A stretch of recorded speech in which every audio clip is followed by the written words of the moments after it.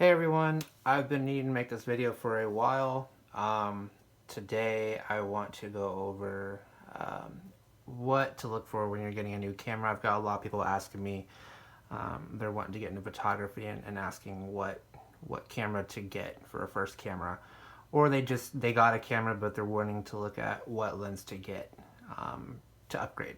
So I want to kind of keep this short. If you guys do have any questions, just send me a message or leave a comment down below in the video, and I'll do my best to reply as quick as I can. So let's jump into the video.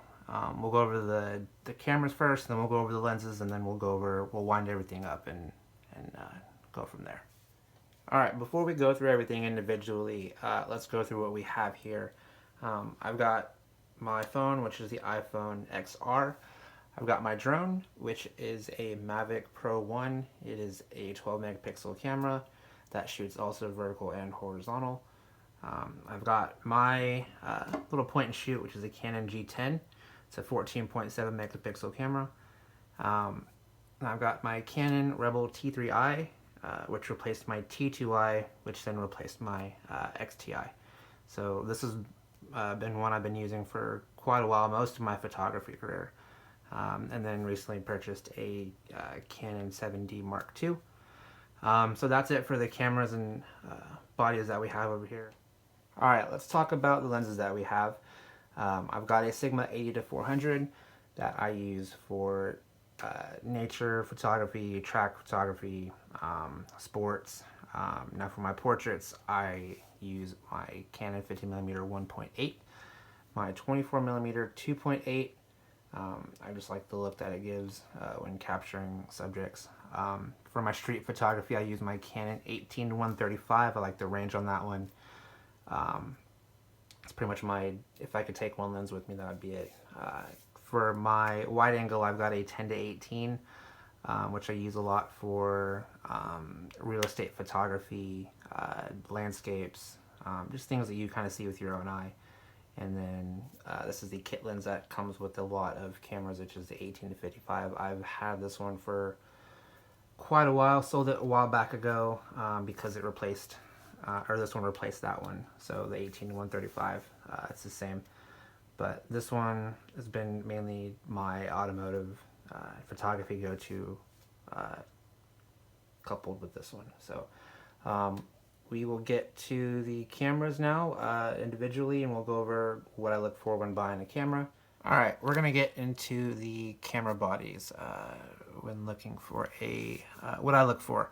When I look for a new camera, generally I look for a camera that's able to shoot in manual mode, aperture priority, shutter priority, program, or custom functions if available. Basically, that's all you really need if you're going to really get into photography and learn how to manually work the settings. This one, like I said, all your DSLRs will have that. It's just how you use them. This one just has them on this side. This one's over here. This one's 12 years old, I believe. This one's, I believe, probably about that same age. I think this one's more recent, but you've got 20 megapixels, you've got 18, you've got 12 megapixels. I've got my drone, which is still a Mavic Pro 1, which everybody uses the latest and greatest on those, but I like this one because it can shoot vertical, which the newer ones can't. It's also a 12 megapixel camera that can shoot RAW. And then of course the iPhone, that's just my everyday carry, which is, when people kind of out the phone, when you think about it, this phone, the price is about one of these. So when you're putting the phone in comparison, it's not, something cheap. There's a lot of technology in here. Whereas if you get this one, this was $80 out of pocket, 12-year-old camera. It's still got your functions that you're looking for as far as that. So yeah, that's kind of what I look for in a camera. It's just basically just the functionality of it. I choose Canon a lot because of the user interface, and the ergonomics are it's just a lot more comfortable to use. I can learn a camera like the back of my hand if I need to, quick. that's just what I use primarily. But it doesn't have to be Canon. It can be whatever you feel comfortable with, whatever you can find a good price on. But when you are getting a new camera, I always get mine secondhand, which also let you get it for cheaper. I've got my T3Is. I've had this one for probably 5 years or 6. I got this one for about $250 on Marketplace. Came with the 18-55 kit lens, which a lot of them will come with it. You can usually find these 18 megapixel camera for about $250-300 with the kit lens. It's still a good deal you're getting out. Now there's like the T7i that you're getting as well. You've also got the bigger ones, which is the 7D Mark II. It's all magnesium alloy, heavy duty, weatherproof frame, which you don't need this. I don't need it. I just got it because my T3i was going out and I got a good deal on this one, but if I would have spent the money that I would have got on that one, I would have bought it. Like I said, I have my little baby camera, which I just got. I've been doing research on them. I do a lot of research before I buy them too, just so I can look at specs. This one's a 14.7 megapixel. I had my T2, my XTI, which was a 18, that was a 12 megapixel camera, I believe. And it took this shot that I have of the Citadel Bridge with the kit lens. And that's been one of my photos that I've sold a lot. But you don't need the highest end quality camera to just get the photo that you want to get or just learn it. A lot of these Rebels are just good because they're plastic, they're durable. It's just easy to learn, and they're pretty solid. So that's kind of what I look for in a new camera. And I know there's going to be a lot more that I've missed and I probably could talk about, but I don't want to make it a super long video. But yeah, I mean, you can't go wrong with a basic, $250 camera with a kit lens that came with it. I've shot this one in Florida.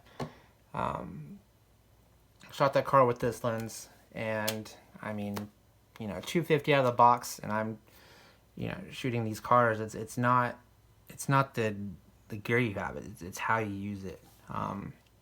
So that's what I like to work on and focus with people, is just learn your camera, get it, just take photos with it. Learn. Even with these, when they have auto, you can set it to auto. This one you can set it to auto. Even the bigger ones. If you don't know settings, it's fine keeping it in auto. And what I do sometimes before I'd let auto take the photo, and I would deconstruct why it chose those settings. So, and then I'll put it in manual, put those settings in, and then go from there. So basically, it's a learning experience that you have to go through, and I've been doing it for about, I'd say 10 years, and I'm still learning stuff. So, but yeah, that's what I'm looking for. So, and I hope this helps you guys out. Like I said, camera you have in your pocket, any camera you have with you is the best camera. Like I said, I've shot, this was one I went to Detroit, and I had a little point shoot, shot that out the window of the airplane. So I've got, this was in Phoenix. I had my drone. So, I mean, it's basically just, capture the photo. This was a phone shot. So this was with the 7D Mark III. But you really can't tell. If you really want to pixel peep. For me, it's about what camera can just, what can capture what you want to capture. That's it. So yeah, that is it for now. I might be making more videos later on. I'm not sure. But we'll see how this one does. And I hope that answered any questions. Like I said, if you have any more, just send me a message or comment down below.